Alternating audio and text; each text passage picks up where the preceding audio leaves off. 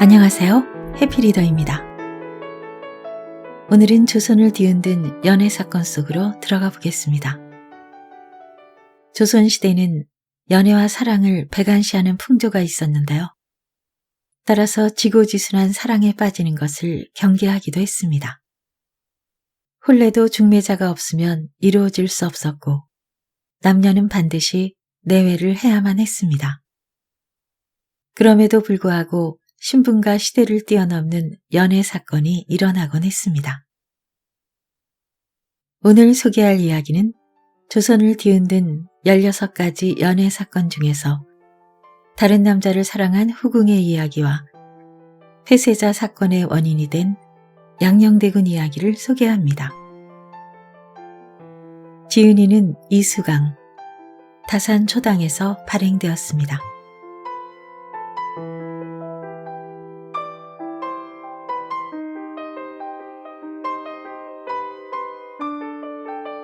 왕의 여자가 사랑에 빠진 죄. 임영대군 이구는 세조의 동생으로 이구의 아들 이주는 귀성군에 책봉되어 있었다. 이주는 용모가 준수하여 장안의 여자들이 길을 갈 때 그냥 스쳐가지 못하고 힐끔거리며 곁눈질하는 일이 많은 기공자였다. 세조 11년 9월 3일 가을이 깊어가는 경복궁으로 임영대군 이구가 아들 이준과 함께 헐레벌떡 달려와 입시했다. 전하, 신의 아들 이준이 참남한 서간을 받았기에 감히 구하러 왔습니다. 임영대군이 불안한 얼굴로 머리를 조아리며 아뢰었다. 무슨 서간인데 그러하냐? 세조가 실눈을 뜨고 임영대군을 쏘아보았다. 아래옵기 송구하오나 연서이옵니다. 아들이 연서를 받았기로 어찌 과인에게 아뢰는가? 세조가 호탕하게 웃음을 터뜨리며 무릎을 쳤다. 그 연서가 궁궐과 관련이 있습니다. 뭐라, 연서를 보낸 계집이 궁녀라도 된다는 말이냐? 그러하옵니다. 나인이냐? 궁인이옵니다. 궁인 누구냐? 누가 감히 추잡한 짓을 했느냐? 임영대군의 말에 세조의 눈빛이 싸늘하게 변했다. 궁인은 후궁을 말하는 것이다. 세조는 궁인이 연서를 보냈다는 임영대군의 말에 자신의 귀를 의심했다. 아래옵기 송구하오나 덕중이옵니다. 덕중은 세조가 보위에 오르기 전 수양대군으로 잠저에 있을 때 여정으로 거느리던 여인이었다. 자태가 빼어나 세조가 비첩으로 삼아 아들을 낳았다. 세조는 자신이 거느리고 있던 무인 세력을 이용해 김종서와 중신을 죽이고 단종에게 왕위를 선의하도록 하여 1455년 왕위에 올랐다. 덕중은 어린 나이에 아들이 죽고 세조가 정권을 찬탈하여 보위에 오르자 비첩의 신분에서 정삼품 내명부인 소용의 첩지를 받았다. 여정 신분에서 일약 후궁의 반열에 오른 것이다.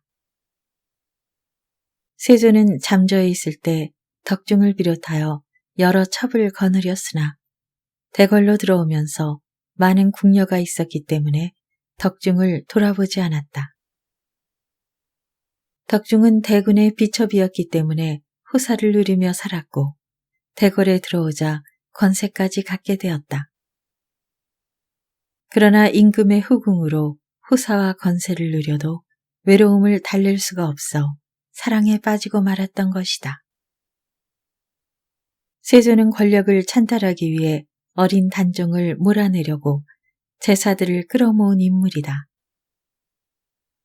그의 집에는 한명회, 건남, 신숙주, 홍윤성, 양정 등 당대의 걸출한 인물들이 출입했다. 양녕대군과 효령대군뿐 아니라 임영대군을 비롯한 왕실의 형제들도 문턱이 닳도록 드나들었다. 임영대군은 세조의 동생이니 시숙이 되고 이주는 그의 아들이니 시조카로 잠저에 있을 때부터 자주 출입하여 덕중과는 낯이 익었다. 사내가 계집아이처럼 곱게 생겼구나. 덕중은 잠저에 있을 때 이준의 준수한 얼굴을 보고 그렇게 생각했다. 세조는 호방한 인물이었다. 활과 검을 잘 다룰 뿐 아니라 다방면에 능통했다. 술을 마시면 노래하고 춤을 추는 것도 좋아했다. 연서를 이리 내라. 세조는 눈을 부릅뜨고 납작 엎드린 임영대군을 노려보았다. 임영대군이 소매 속에서 연서를 꺼내 세조에게 바쳤다. 연서를 읽는 세조의 손이 부들부들 떨렸다. 지난밤 봄비가 내리더니 경애루에 연꽃이 활짝 피었습니다. 군께서 이 아름다운 연꽃을 보시면 얼마나 좋을까 생각했습니다. 저는 죄를 지은 몸으로 방자로 공고하게 살고 있습니다. 방자는 궁중에서 잔일을 하는 종이다. 군께서는 어찌 지내고 계십니까? 오랫동안 뵙지 못하여 저는 마음이 몹시 심란합니다. 군께서 잠저에 오실 때면 매양 관옥 같은 얼굴을 훔쳐보며 연모하는 마음을 달랠 길이 없었습니다. 대궐에 있는 처지라 감히 구구한 마음을 전할 길이 없으나 죽어도 연모하는 마음을 달랠 길이 없습니다. 연서는 언문으로 되어 있었다. 자신의 후궁이 조카에게 보낸 서간이었다. 세조는 눈에 핏발을 세우고 이준을 쏘아보았다. 이준은 가여울 정도로 전신을 부들부들 떨고 있었다. 이 편지는 누가 가져왔느냐? 내간 최호와 김중호입니다. 이준은 얼굴이 하얗게 변해 납작 꿇어 엎드렸다. 둘이서 서간을 가져왔다는 말이냐? 그러하옵니다. 세조는 임영대군의 말에 입술을 깨물었다. 덕중의 해사한 얼굴을 떠올리자 피가 역류하는 것 같았다. 덕중이 누구인가? 자신의 종이면서 첩이 되어 자신의 아들까지 낳았던 여인이었다. 그 여인이 다른 사람도 아닌 자신의 조카에게 연서를 보냈으니 추악하기 짝이 없다고 생각했다. 환간 놈들을 잡아들이라. 내가 친히 국문할 것이다. 세조가 눈을 치뜨고 명을 내렸다. 세조의 노기가 하늘을 찌르자 대궐은 살얼음판으로 변했다. 덕중의 연서 사건은 이번이 두 번째였다. 처음에는 환관 송중에게 연서를 보내 대궐을 발칵 뒤집어 놓았다. 궁녀의 신분인 덕중이 연서를 보낸 것은 대담한 일이다. 조선시대 양가의 여자들은 내외를 했기 때문에 외간 남자와 이야기를 하는 것조차 엄격하게 금지했다. 그런데 양가의 여자도 아닌 왕실의 여자인 덕중이 환관에게 연서를 보낸 것은 상상도 할 수 없었던 일이었다. 무지한 계집이다. 내가 감히 나를 배신하고 환관 놈에게 연서를 보낼 수 있느냐?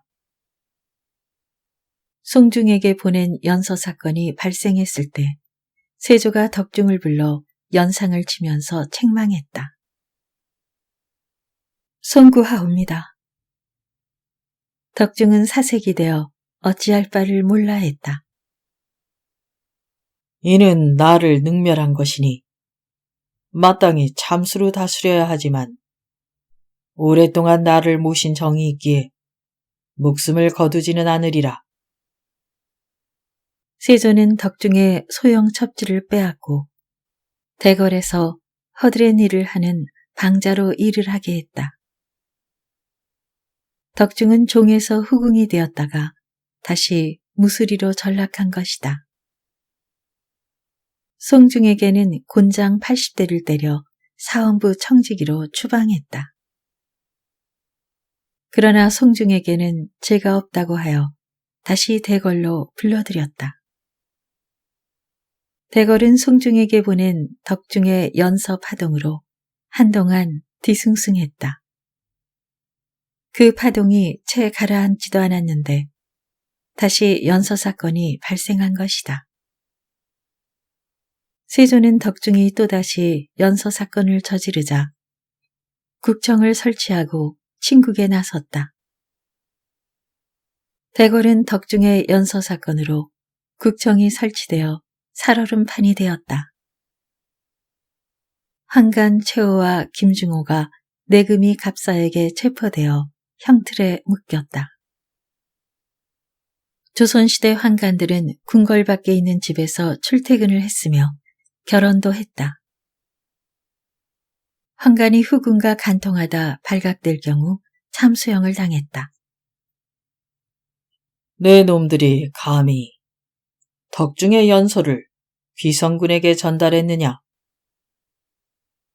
세조는 대신들에게 알리지도 않고 최호와 김중호를 친국했다.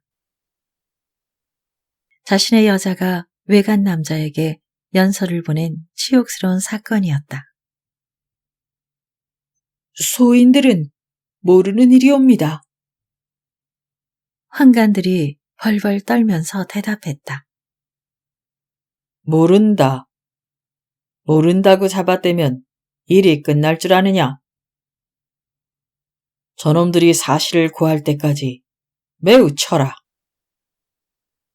세조의 명이 떨어지자 갑사들이 최호와 김중호에게 가혹하게 곤장을 때리기 시작했다.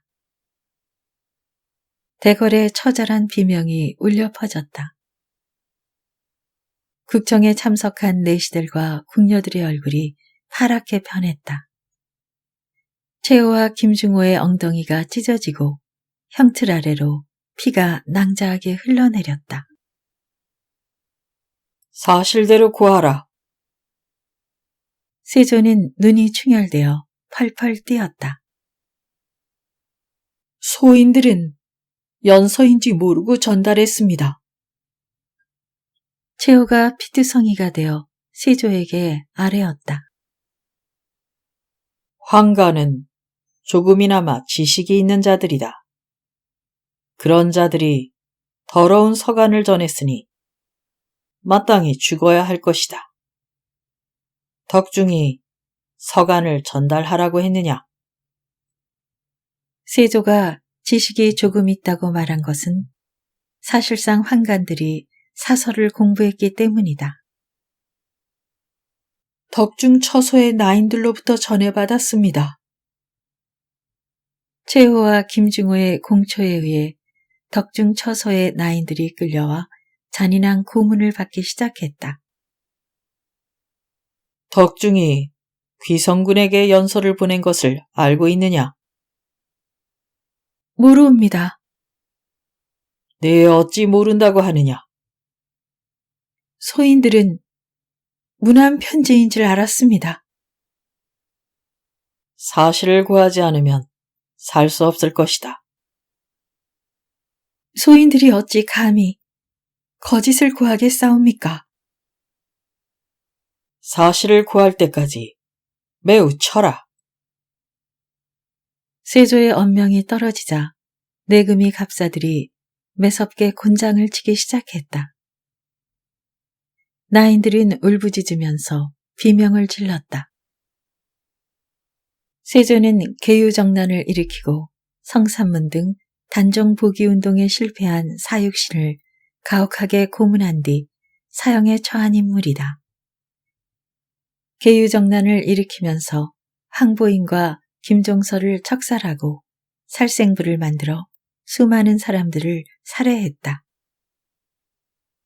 세조는 궁녀들이 피투성이가 되어도 눈도 꿈쩍하지 않았다. 마침내 덕중 처소의 나인 둘이 곤장을 맞다가 죽었다. 방자의 신분인 덕중도 끌려와 피가 낭자한 형틀에 묶였다.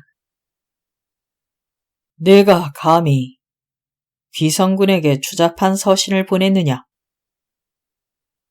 세조는 자신을 배신한 덕중을 노려보며 눈에서 불을 뿜었다. 소인이 죽을 죄를 지었나이다. 덕중이 머리를 조아리고 대답했다. 이제는 살아남기 어렵다고 생각했는지 체념한 표정이었다. 누구와 공모했느냐? 사사로이 연서를 보내는데 어찌 공모를 했겠사옵니까? 소인이 저지른 일이니 소인을 죽여주시옵소서. 덕중은 눈물을 주르르 흘리며 아뢰었다. 세조는 차마 덕중에게 곤장을 때리라는 영을 내릴 수가 없었다. 덕중은 한때 자신과 사랑을 나눈 여인이었다. 더러운 편지를 전달한 내관들을 때려 죽여라. 세조는 황간 최후와 김중호에게 박사령을 선언했다. 박사령은 죽을 때까지 때리는 무서운 형벌이다. 최호와 김중호는 결국 난장을 당해 국청에서 맞아 죽었다. 세조는 이어 덕중을 하옥시키고 종친과 대신들을 소집했다.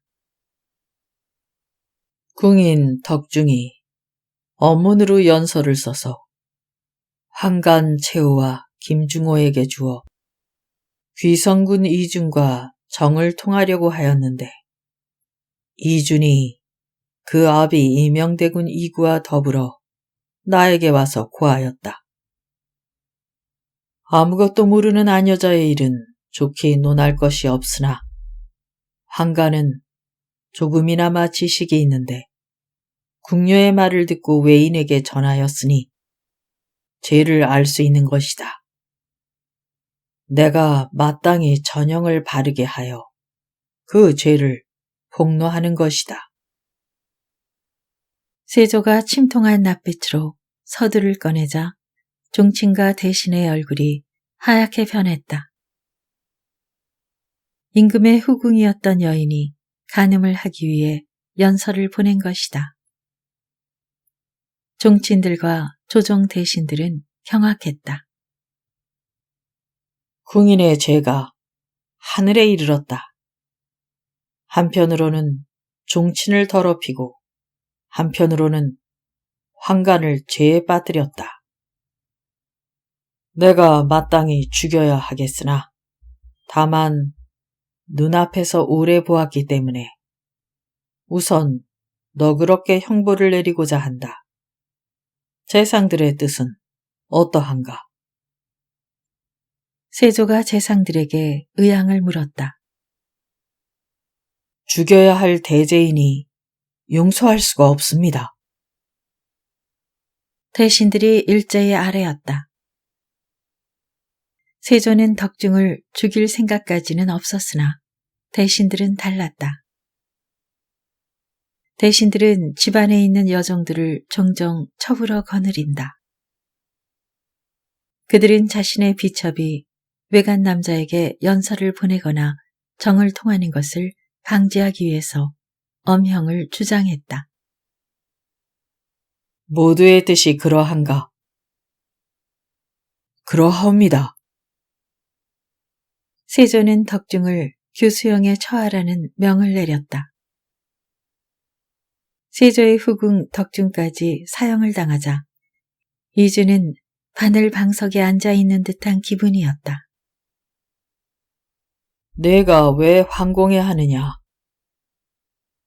죄는 저들에게 있고 너에게는 있지 않다. 침침한 구름이 해를 가리는 것이 광명에 무슨 해가 있겠느냐? 너의 마음이 이미 바르니 어찌 남의 말을 근심하리?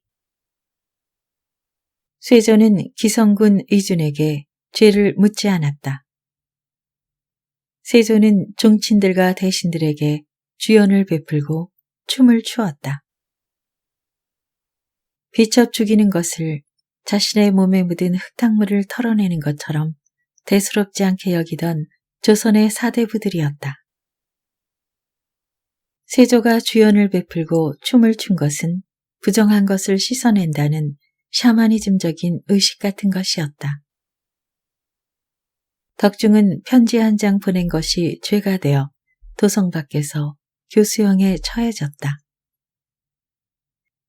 덕중을 교수형에 처한 세조는 마음이 편치 않았는지 사면령을 반포하고 융복 차림으로 예를 거행했다. 제왕의 정치는 몸으로부터 집으로, 나라로, 천하에 미치는 것인데 가법이 바르지 못하면 화가 따르는 법이다. 나인 덕중이 일찍이 황간 송중을 사랑하다가 일이 발각되자 아울러 그 죄를 다스렸는데 다시 생각하건대 죄는 나인에게 있고 송중은 상관이 없으므로 송중으로 하여금 공직하기를 처음과 같게 하였다. 그 후에 또 편지를 써서 황간 최후로 하여금 귀성군 이준에게 전하게 했다. 이준이 아비 임영대군 이구와 더불어 곧 나에게 가추하려었다. 내가 폭로하지 않고 곧 내치어 방자의 역할에 이바지하게 하였는데 오히려 뉘우쳐 고치지 않고 지금 다시 편지를 써서 황간 김중호를 시켜 이준에게 전하였다. 이준이 이구와 더불어 또 즉시 가추어 아래였으므로 내가 친히 물으니 하나하나 승복하였다.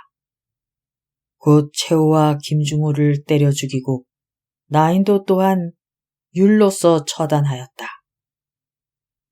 슬프다.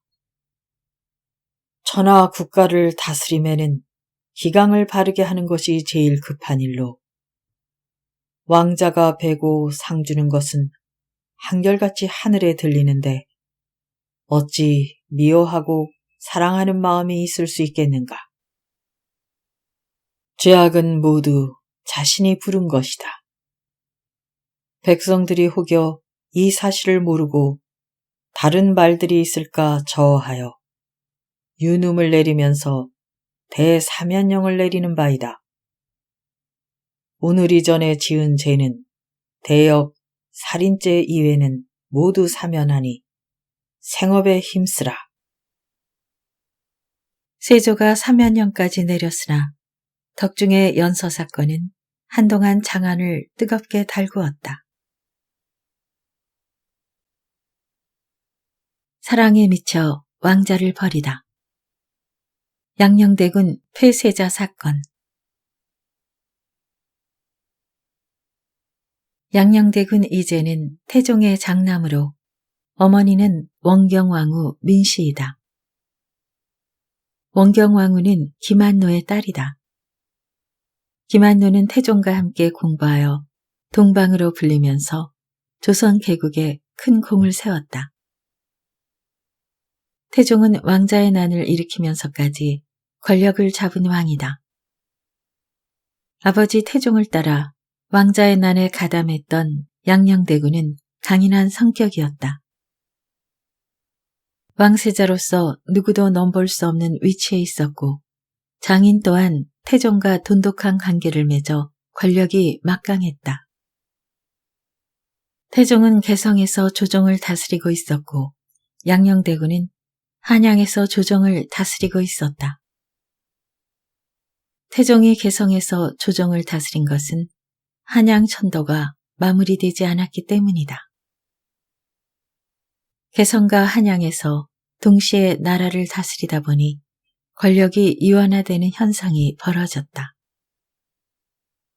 많은 대신들이 떠오르는 태양인 양녕대군을 받들자 태종은 이를 곱깝게 생각했다. 부자지간에 권력 암투가 벌어지면서 왕세자 양녕대군이 풍류 생활을 즐기는 사실이 드러나기 시작했다. 눈이 하얗게 내리던 동짓달이었다. 밤이 깊어가는 사직동의 한 골목길에 술 취한 사내가 비틀대며 걸어오다가 문득 걸음을 멈췄다. 골목 끝 대갓집 앞에 화려한 가마가 와서 멎더니 한 여인이 내리는 것이 보였다. 술 취한 사내는 여인을 보자 눈이 크게 떠졌다.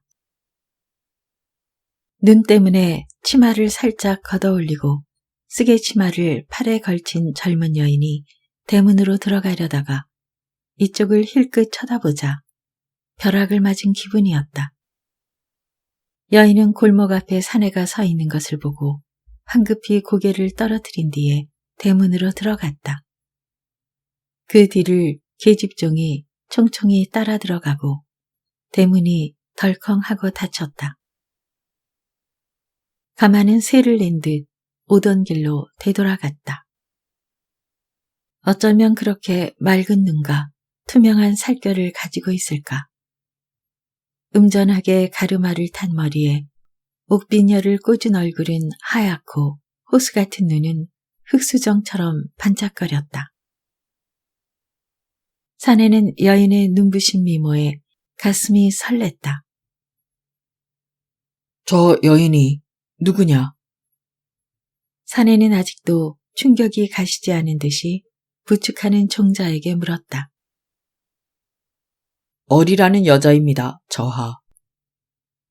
종자가 눈을 부비고 대답했다. 어리라. 무엇을 하는 여자냐? 장안의 최고 미인입니다. 어리 때문에 몸살을 앓지 않은 한량이 없다고 합니다.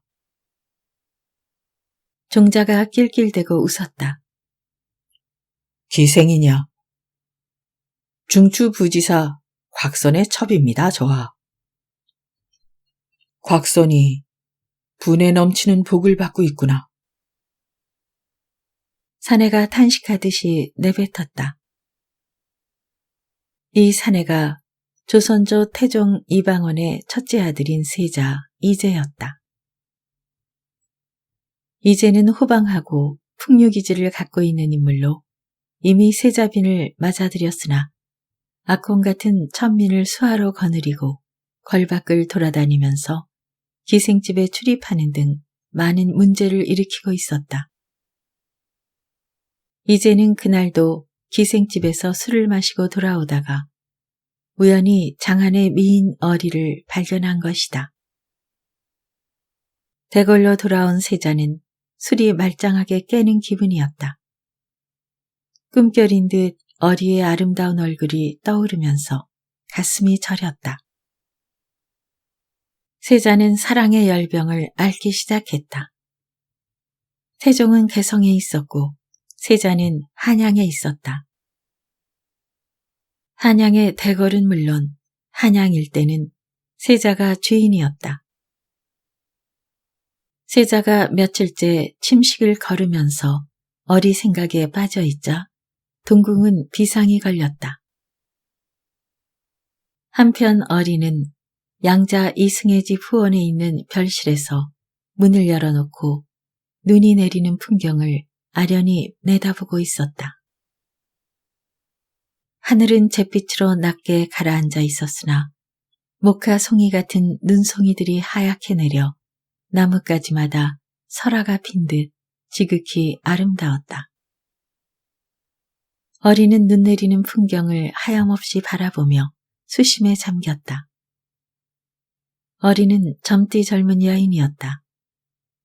곽선의 집에서 여정으로 있다가 자색이 눈에 띄어 첩이 되었다. 그러나 곽선은 높은 벼슬을 지냈으나 늙어 마음을 줄 수 없었다. 한방눈이 펑펑 내리는 것을 내다보면서 어리는 가슴을 저미는 슬픔을 느꼈다. 어리는 아름다웠다. 여자의 미모를 평가할 때 인색한 사관들이 조선왕조실록에 자색이 있다고 기록할 정도로 뛰어난 미인이었다. 내당의 규방에서 눈 내리는 풍경을 내다보고 있는 어리는 한 폭의 미인도 같았다. 그때 후원마당이 떠들썩하더니 동궁전에서 나왔다면서 청지기를 따라 소한이 중정을 지나 내실 마당까지 들어왔다. 여기에 어리라는 여인이 있습니까? 사복을 입은 소한이 어리를 향해 소리를 질렀다. 소한은 불과 17살로 보였다. 뒤에는 청지기가 서서 당황한 표정을 짓고 있었다. 내가 어리인데 무슨 일입니까? 어리는 갑자기 들이닥친 소한 때문에 의아한 표정이었다. 세자 저하께서 술을 놓은 예쁜 비단 주머니인 순항을 보냈습니다. 소한이 순항을 어리에게 공손하게 내밀었다. 저하께서 어찌 저처럼 비천한 여인네에게 순항을 보낸다는 말입니까? 황송하여 받을 수가 없습니다. 어리는 순항을 받지 않으려고 했으나 소한은 강제로 떠맡기고 돌아갔다. 어리는 당황하여 소한이 사라진 중문길을 우두커니 바라보았다. 세자가 누구인가? 장차 보위에 오를 귀하신 몸이다. 여인의 팔자 조롱박 팔자라고 지금은 곽선의 첩신세이지만 인연이 달라 세자의 여자가 되었다면 장차 임금의 후궁이 될 수 있을 것이고 왕비가 될 수도 있을 터였다. 그러나 운명은 세자를 만나기 전에 곽선을 만나게 했으니 그에게 지조를 지켜야 했다. 그 후 여러 날이 지났다. 어리는 세자가 보낸 순항을 한시도 손에서 놓지 않았다. 세자 저하가 나를 어찌 알고 이런 선물을 보낸 것일까? 어리는 몇 번이나 순항을 들여다보았다. 색색의 실로 아름답게 술을 놓은 순항은 진기했다. 순항은 사양을 넣어 속바지에 찰 수도 있었고 반지나 팔찌, 귀걸이 같은 귀한 보석을 넣어둘 수도 있었다. 어리는 쉽사리 잠을 이룰 수 없었다. 세자는 아직까지 한 번도 얼굴을 본 일이 없었으나 인풍 옥수에 훤훤 장부일 것이라고 생각했다. 세자를 생각하면 잠이 오지 않았다. 어리가 세자를 생각하면서 전전 반측하고 있을 때 세자가 소한 김기와 함께 곽선의 생질녀 남편인 권보의 첩 계지를 보냈다. 저하께서 그대를 깊이 사랑하여 만나기를 청하네. 계지가 어리에게 은밀하게 말했다. 계지의 말에 어리는 가슴이 세차게 뛰는 것을 느꼈다. 세자가 자신을 사랑한다고 했다. 그 말이 물결처럼 귓전으로 밀려와 찰랑거렸다. 내 이미 곽선의 첩인데 어찌 저하를 만날 수 있겠는가?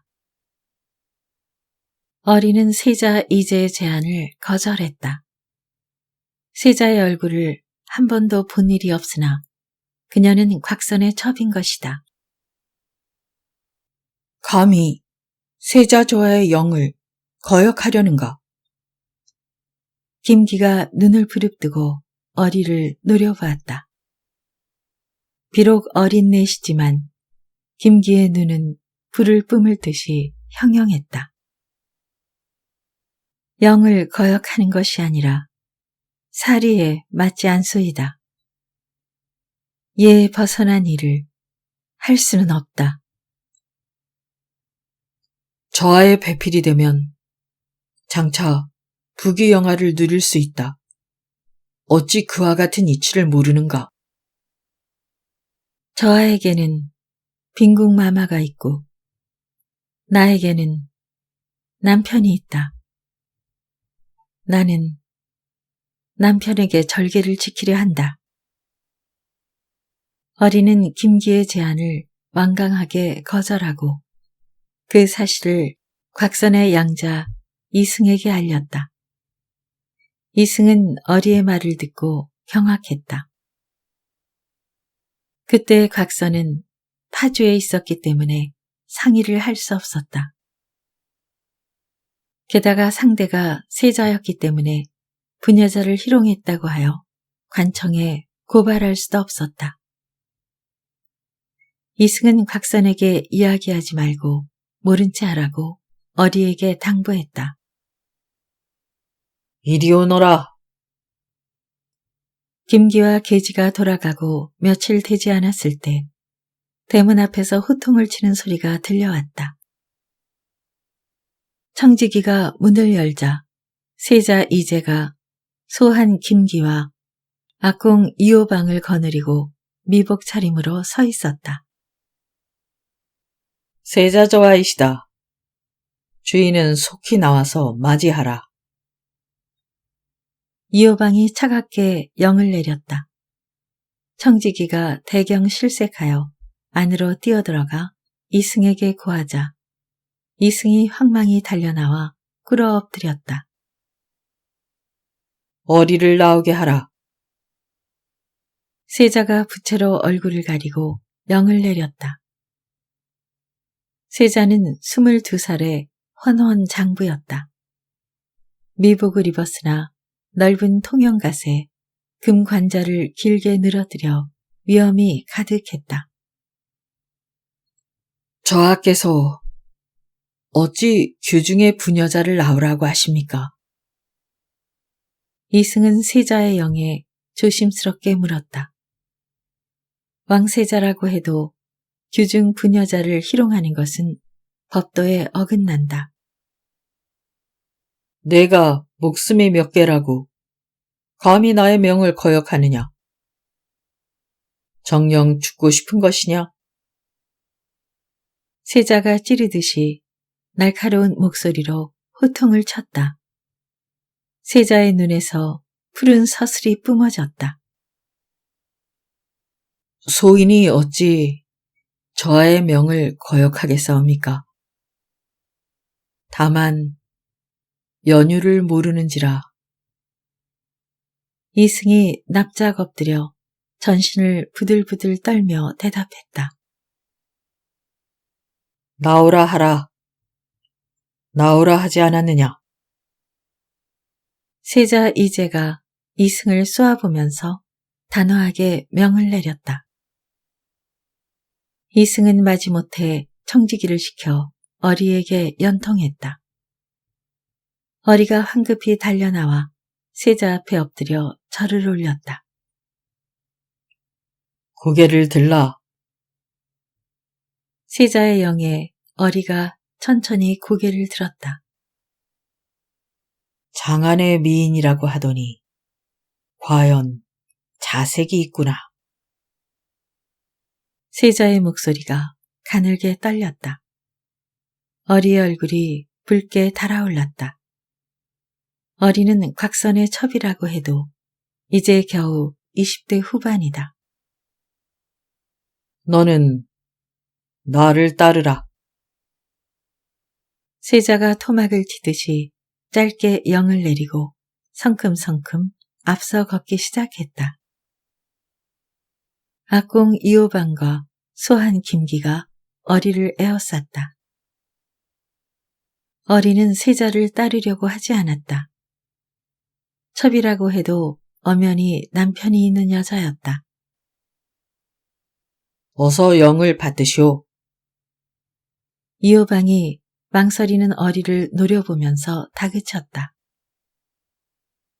어리가 이승을 돌아보자 고개를 잔뜩 떨어뜨린 채 부들부들 떨고 있었다.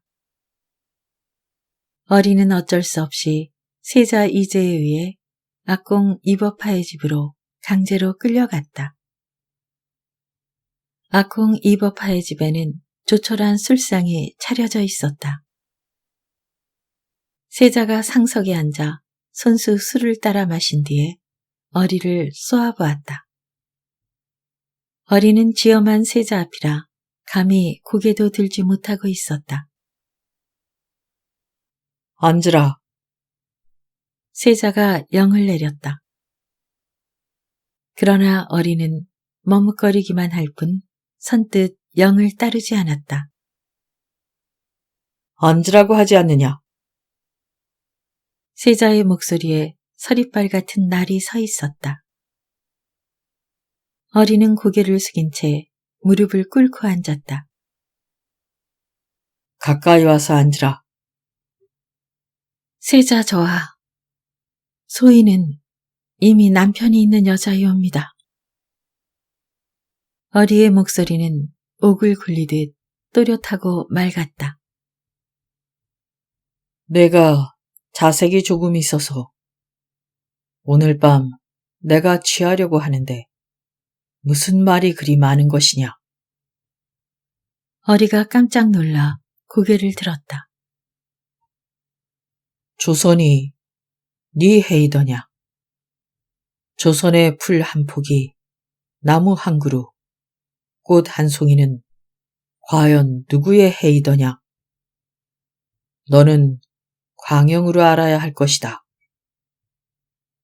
세자는 광포하게 웃음을 터뜨렸다. 어리는 깜짝 놀랐지만 상대는 일인지상 만인지하의 세자였다.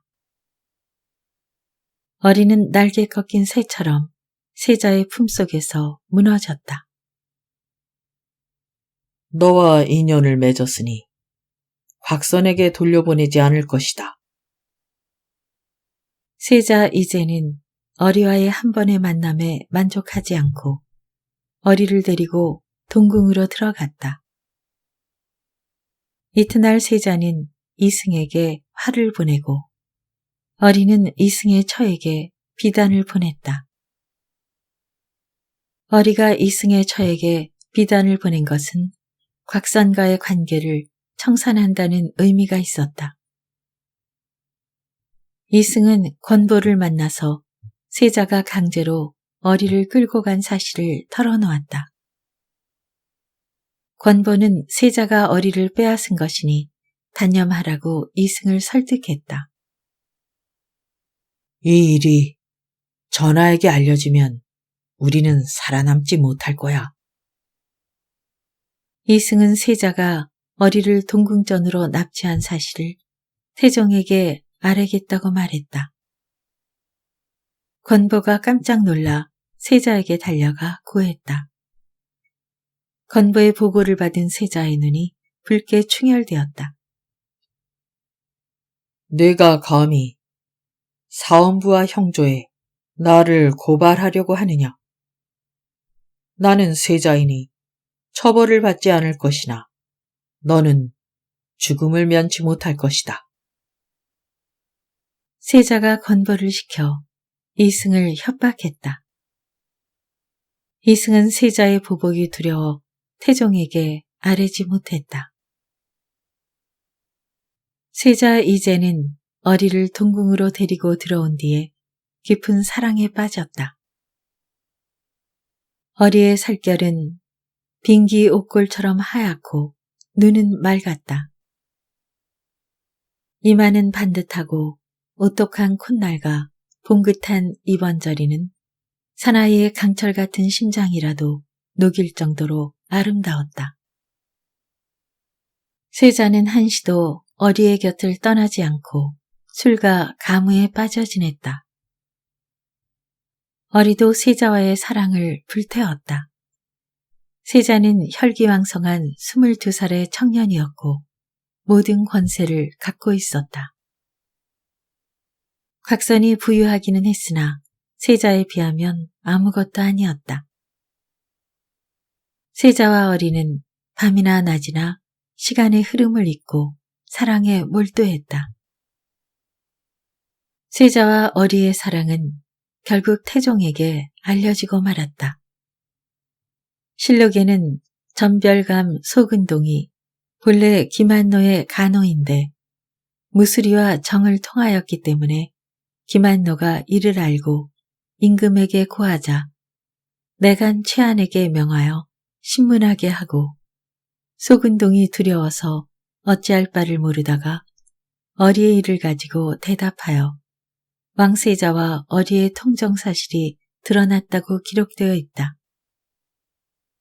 그러나 세종의 장인인 시몬, 유정연 등은 훗날 세종이 된 충녕대군을 받들고 있었다. 그들은 세자를 끌어내리기 위해 기회만 노리고 있었다. 태종은 대노하여 이승을 대궐로 불러들였다. 이호공, 이법화, 어린 황간, 김기 등이 줄줄이 체포되었다. 이승은 부들부들 떨며 세자가 협박을 하여 어리를 납치해 데려갔다고 아뢰었다. 너는 어찌하여 이와 같은 사실을 알리지 않았느냐? 태종이 눈에서 불을 뿜으며 이승을 질책했다. 신이 아뢰려고 했으나 권보가 만류했습니다. 이승이 납작 엎드려 머리를 잔뜩 조아리고 대답했다. 닥쳐라. 저놈을 채찍 100대 때려서 궐에서 내쫓으라. 태종은 이승에게 채찍질을 하여 축출했다. 이승은 피투성이가 되어 대궐에서 쫓겨나고 파직되었다. 세자와 어리의 사랑은 조정을 발칵 뒤집어 놓았다. 세자가 대궐을 나가 사냥을 하고 기루에 출입한 일도 새삼스럽게 드러나 조정을 뒤숭숭하게 했다. 세자의 세력은 이 사건을 은폐하려고 했고 그의 반대 세력은 확대시켰다. 세자는 개성에 있는 태종에게 불려가 엄중한 질책을 받았다. 태종은 세자를 폐위하는 문제를 심각하게 생각했다. 그러나 세자에게는 아직 강력한 우호 세력이 있었다. 소위 세자를 가르치고 이끄는 빈객 인애와 변계량, 민여익 등이 폐세자를 강력하게 반대했다. 아울러 세자를 찾아가 자숙할 것을 권했다. 전하의 아들이 저하뿐인 줄 아십니까? 인애는 왕세자 이제를 통렬하게 비판하면서 눈물을 흘렸다. 얼마나 비장한 말인가. 실록에는 눈물이 턱으로 흘러내려 말씨가 간절하니 민여익, 변계량과 좌우에 있던 사람들도 감격하여 울지 않은 사람이 없었다고 기록하고 있다. 이는 태종이 본처인 원경왕후에게서 낳은 네 아들, 즉 양령, 효령, 충령, 성령대군이 치열하게 왕세자 자리를 다투고 있었다는 사실을 의미한다. 경진년에 효령, 충령이 나이 겨우 5살과 4살이었는데 내가 이들을 가리켜 말하기를 이 작은 왕자가 또한 장을 다투는 마음이 있다 하였고 또 병술년에 이르러서도 이 두 자식을 가지고 말을 하였는데 언사가 심히 불쾌하였다. 만일 내가 이 말을 누설하였다면 네가 어찌 편안하겠는가? 태종 9년 9월 4일 태종은 민무구가 세자 이외의 왕자들을 제거하려고 했던 일을 개탄하며 민무구와 김가 등을 호되게 비판했다. 그는 양령이 이들을 모두 죽이려고 한다고 생각했다.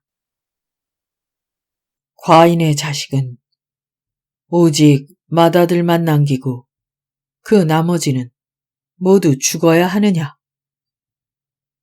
태종은 이천우, 김한노, 이응, 황희, 조용, 김가 앞에서 눈물을 흘렸다. 대신들 또한 모두 눈물을 흘렸다. 태종은 왕세자 이제를 따르는 무리들이 작은 아들을 죽일까봐 두려워하고 있었다. 민무구 형제는 결국 역적으로 몰려 죽임을 당한다. 태종은 형제들을 죽이고 권력을 장악한 임금인데 자신의 아들들이 그와 같은 일을 반복할까봐 두려워한 것이다. 결국 어린은 궁중에서 추방되고 세자는 반성문을 쓰게 되었다. 다음은 반성문 내용이다. 왕세자 신이제는 말씀드립니다. 그윽이 생각하건대 사람이 살 곳을 잃으면 반드시 하늘을 향하여 울부짖고 자식이 그 자리를 잃으면 반드시 어버이를 부르게 되는데 이것은 사람의 지극한 정이라 어찌할 수 없는 것입니다. 신은 남과 같이 어질지 못한데도 부왕 전하께서 신을 큰아들이라고 하여 그 우매함을 잊고 책봉하여 세자로 삼은 지 14년이 되었습니다. 신은 단지 전하의 자애하심만을 믿고 완악한 자들과 사귀면서 오직 사욕만 쫓고 법도와 예의를 무너뜨리는 행실을 그전부터 자주 하였습니다. 지난해 가을에는 전하께서 견책을 가함으로 신은 그때 겨우 스스로 뉘우쳐 하늘을 두고 말하면서 허물을 되풀이 않기로 맹세하였더니 아직도 어린아이의 습성이 남아있는 까닭에 소인의 유혹에 빠지고 또다시 혼미함에 빠져 드디어 하늘을 속이고 아버지를 속이고 임금을 속이기까지 하였는데도 반성하지 못했으니 신의 죄를 생각하면 어디에서나 용납할 수 없습니다. 이는 조선의 왕세자가 쓴 최초의 반성문이다.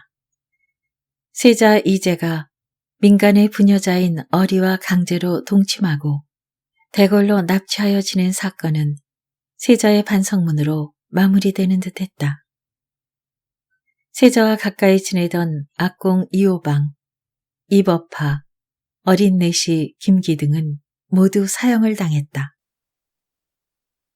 어리도 사형을 당할 위기에 처했으나 왕세자 이제가 간곡하게 청하여 대궐에서 추방하는 것으로 그쳤다. 이토록 장자 상속권을 두고 치열한 암투가 벌어지고 있는데도 왕세자 이제는 어리를 잊을 수가 없었다. 어리는 세자의 많은 여인 중에 미모가 가장 출중했다. 세자는 어리의 아름다운 얼굴을 생각하면 잠을 이룰 수가 없었다. 그는 어리가 사무치게 그리웠다. 그녀의 맑은 웃음소리, 꽃이 피어나는 것 같은 아름다운 미소를 생각할 때마다 간장이 끊어지는 것 같았다. 세자가 침식을 잊다시피 하며 어리를 그리워하자 동궁전은 비상이 걸렸다.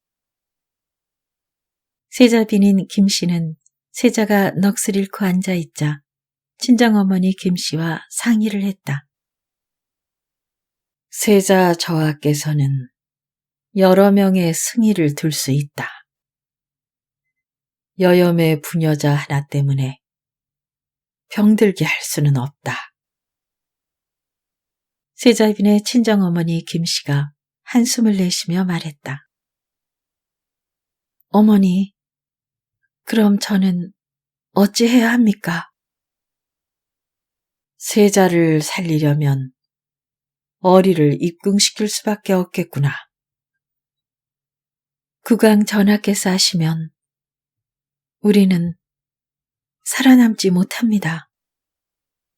동궁전의 아래 것을 철저하게 입단속시키면 어찌 알겠느냐.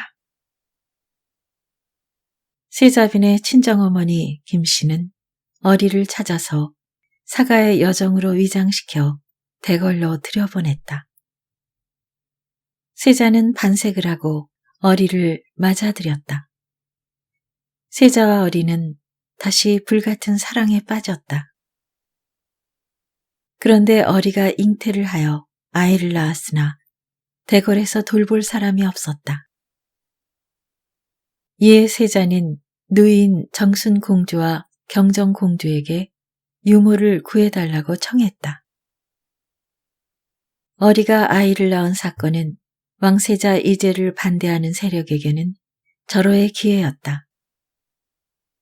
그들은 정순공주와 경정공주를 움직여 태종의 분노를 촉발시키려는 계획을 세웠다. 정순공주와 경정공주가 유모를 보내주고 개성에 있는 대궐에 가서 원경왕후에게 인사를 올렸다. 동궁전에서 유모를 구해달라고 하여 부득이 보내주었습니다. 왕세자 이제를 반대하는 세력의 사주를 받은 정순공주와 경정공주가 원경왕후에게 아뢰었다. 뭐라? 대체 누구의 아기를 위해 유모를 청했느냐? 원경왕후가 깜짝 놀라 물었다. 원경왕후는 민제의 딸로 양령, 효령, 충령, 성령의 네 대군과 정순 등 네 공주를 낳았고 태종이 왕위에 오르는데 많은 공을 세운 여걸이었다. 어리가 낳은 아이입니다, 어마마마. 공주들 말에 원경왕후는 경악했다. 마침 태종이 침전으로 들어오자 원경왕후가 이를 알렸다. 태종은 대노하여 문신인 조말생을 어전으로 불렀다. 대궐은 어리의 일로 또다시 발칵 뒤집혔다.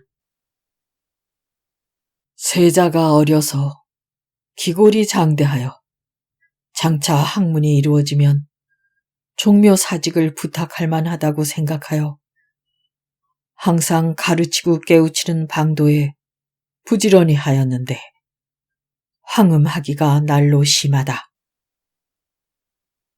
내가 일찍이 책망하자 이를 거울 삼아 이런 짓을 하지 않겠다고 맹세하였다. 그러나 세자의 행동이 이에 이르렀으니 어찌하겠는가. 태조께서 개국한 지 오래되지 아니하여 그 손자에 이르러 이미 이와 같은 자가 있으니 장차 어찌하겠는가. 태종이 눈물을 흘렸다. 조말생은 당황하여 어찌할 바를 몰라 했다. 세자 때문에 벌을 받은 자가 한둘이 아니니 내가 실로 부끄럽다.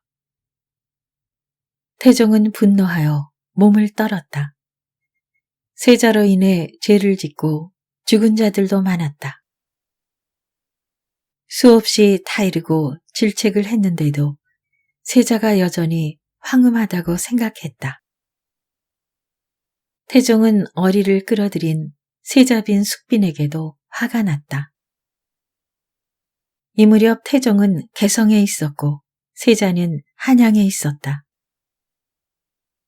태종이 명하였다. 한양에 가서 세자빈 숙빈을 아비 집으로 내보내라. 다만 노비를 주어서 보내라. 그 맏딸과 맏아들은 은혜를 베풀어 궁전에 머물게 하여 옛날처럼 지내게 하라. 막내딸은 그 어미를 따라가 거주하게 하라. 태종이 조말생에게 영을 내렸다. 세자빈 김씨를 동궁에서 내쫓은 것이다. 이어서 세자빈에게 전교를 내렸다. 부인은 지아비의 집을 내조해야 하거늘 네가 지난해 사건 때에도 나에게 고하지 아니하였으므로 내가 책망하니 내가 대답하기를 분명히 죄가 있습니다. 앞으로는 마땅히 고쳐 행동하겠습니다. 라고 하였다. 이제 너는 이 사건에서도 또 나에게 고하지 않았으니 이미 나를 속이고 또한 내 지아비에 부덕한 것을 드러낸 까닭으로 사가로 내보낸다. 세자빈 김씨는 억울하게 축출되었다. 세자의 아들과 딸도 모두 대궐에서 내쫓겼다. 태종의 친구이자 세자빈 김씨의 아버지 김한노는 귀양을 보냈다. 태종은 자신의 큰아들인 왕세자 이제를 내치는 문제로 오랫동안 고뇌했다. 세자가 개성에 와서 아련을 청해도 만나주지 않았다. 세자는 대궐에서 나오다가 충녕대군과 맞닥뜨렸다. 내가 어리의 일을 분명히 아뢰었을 것이다. 세자는 동생 충녕을 노려보며 말했다. 충녕은 이에 대해 대답하지 않고 태종에게 반발하지 말라고 권고했다. 세자는 한양으로 돌아오다가 세자빈 김씨가 쫓겨나 있는 사저로 달려갔다. 세자빈 김씨가 곡기를 끊고 있다는 소식을 들었기 때문이다. 세자는 세자빈 김씨를 만나 간단하게 위로의 말을 전한 뒤에 한양으로 돌아왔다. 그러나 세자가 세자빈 김씨를 만난 사실도 태종의 귀에 들어갔다. 그 당시 세자의 동정이 낱낱이 태종에게 보고되고 있는 것은 이미 권력이 그의 수중을 떠났다는 사실을 의미하는 것이다. 한양으로 돌아온 세자는 태종의 마음이 자신에게서 떠나 있다는 사실을 눈치챘다. 내가 어리를 첩으로 들인 것이 무엇이 잘못인가? 세자 이제는 태종의 처분에 반발했다. 어리와 헤어져 살고 싶지 않았다. 그는 어리를 내보내라는 태종의 영을 거절하고 서신을 올렸다. 숭례문 현판 당대의 명필이었던 양녕대군은 시를 잘 짓고 글씨를 잘 썼다. 신의 여러 첩을 추방하여 곡성이 사방에 이르고 원망이 나라 안에 가득 차니 어찌 여러 사람을 구하지 아니하겠습니까?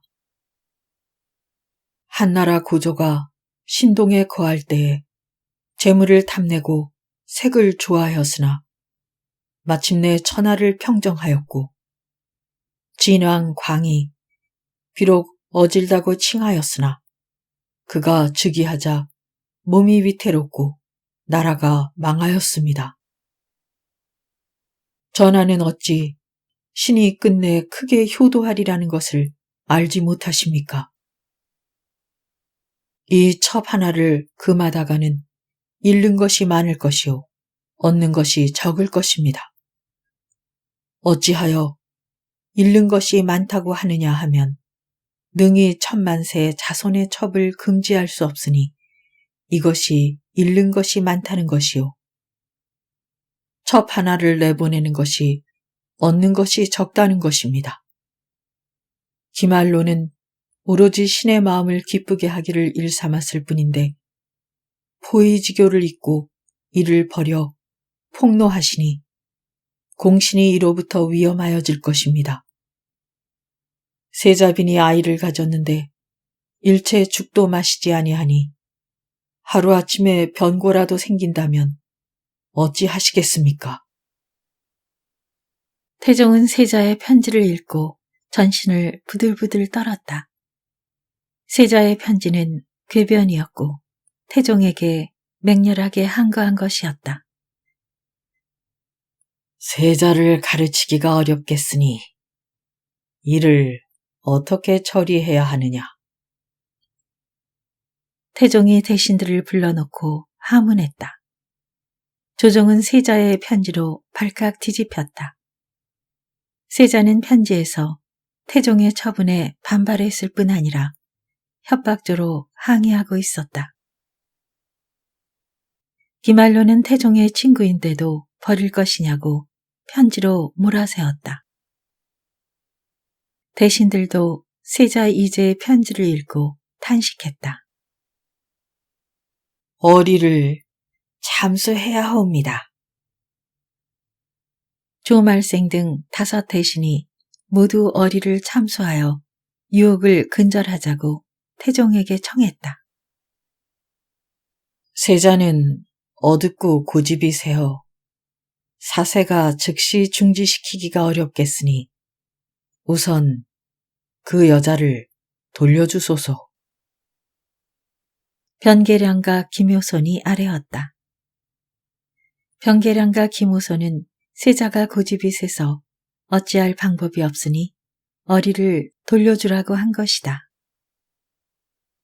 일전에 내가 너에게 기말로가 여자를 바친 이를 고하고 또 말하기를 이 말이 만약 나간다면 국가에서 반드시 이를 죽이고자 할 것이다 하였고 기말로 또한 말하기를 신의 죄는 10번 죽어야 한다 하였는데 너는 어찌하여 기말로가 죄가 없다고 생각하는가? 세자빈이 아이를 가졌기 때문에 죄인의 딸이라고 혐의하지 아니하고 궁전에 들어오게 하였는데 비록 죽더라도 내가 어찌 아까워하겠느냐. 사부와 빈객이 기말로와 절연하여 어버이로 삼지 않기를 청하였기 때문에 절연하여 나주로 부처했다. 만약 다시 청하면 그는 반드시 죽을 것이다. 태종은 대노하여 세자가 다시 기말로를 용서해 줄 것을 청하면 죽이겠다고 선언했다. 그러나 세자는 계속 반발했다. 한양에서 대신들이 강을 받으라고 청했으나 단호하게 거부하여 태종을 더욱 자극했다. 세자가 간신의 말을 듣고 함부로 여색에 홍난하여 불의를 자행하였다. 만약 후일에 생사여탈의 권력을 마음대로 한다면 형세를 예측하기가 어려우니 여러 재상들은 이를 자세히 살펴 나라에서 바르게 시행하는 것이 마땅하다. 태종은 문무백관들에게 세자를 폐하는 일을 논하라고 지시했다. 그러자 의정부, 사관원, 사원부에서 일제히 세자를 폐할 것을 아뢰었다. 태종은 수차례에 걸쳐 세자를 훈계하였으나 소용이 없었다. 이에 태종은 세자 이제를 폐하고 누구를 세자로 삼느냐를 의논하라고 지시했다. 태종은 세자의 아들을 세 손으로 삼으려고 했다. 그러나 영의정 유정현이 폐세자의 아들을 세 손으로 삼는 것은 불가하다고 아뢰고 어진이를 세자로 책봉하라고 강력하게 주청했다. 어진이는 충령을 말하는 것이었다. 유정현은 가혹하고 냉정하여 사소한 잘못이라도 용서하는 일이 적었고 자녀라 할지라도 국식을 주지 않은 인물이었다. 오랫동안 호조를 맡고 있으면서 출납하는 것이 지나치게 인색하여 사람들이 그를 원망하여 상홍량이라고 부르기까지 했다. 상홍량은 중국 한나라 무제 때의 인물로 대산홍이 되어 가혹하게 재리를 취해 무제가 흉년이 되어 신하들에게 구원을 청했을 때 상홍량을 삶아 죽이면 흉년이 그칠 것이라고 말했을 정도로 인심을 잃은 인물이었다. 상옥량은 낙양 상인의 아들로 암산이 뛰어나 13살에 시중이 되었다. 태종은 결국 세자 이재를 패하여 광주로 추방하고 충녕대군을 세자로 삼았다. 효령대군은 내 말을 들으면 그저 빙긋이 웃기만 할 뿐이므로 나와 중궁은 효령이 항상 웃는 것만을 보았다. 충녕대군은 천성이 총명하고 민첩하며 잠옷 학문을 좋아하여 비록 몹시 추운 때나 몹시 더운 때를 당하더라도 밤이 새도록 글을 읽었다. 중국의 사신을 대하여 주인으로서 한 모금도 능히 마실 수 없다면 어찌 손님을 권하여서 그 마음을 즐겁게 할 수 있겠느냐. 충령은 비록 술을 잘 마시지 못하나 적당히 마시고 그친다. 또 그 아들 가운데 장대한 놈이 있다. 효령대군은 한 모금도 마시지 못하니 이것도 또한 불가하다. 충령대군이 대위를 맡을 만하니 나는 충령을 세자로 정하겠다. 태종이 영을 내리자 대신들이 일제히 찬성했다. 특히 유정연을 비롯하여 충령의 장인인 시몬이 적극적으로 찬성했다. 둘째 아들인 효령대군이 세자에 책봉되지 못한 이유 중 하나가 술을 한 모금도 마시지 못한다는 것이어서 뜻밖이다. 양녕대군 이제는 풍류남하로 널리 알려져 있다. 그가 세자의 자리에서 물러난 것은 장차 세종이 되는 충령이 총명해서 양보하기 위해 거짓으로 광인 흉내를 내었다는 것은 야사에 지나지 않는다. 양녕대군 이제는 충령과 치열하게 장자 상속권을 놓고 암투를 벌였다. 그는 고집이 세고 태종에게 반발했다. 특히 어리를 축출할 때는 극렬하게 반발하여 태종의 노여움을 샀다.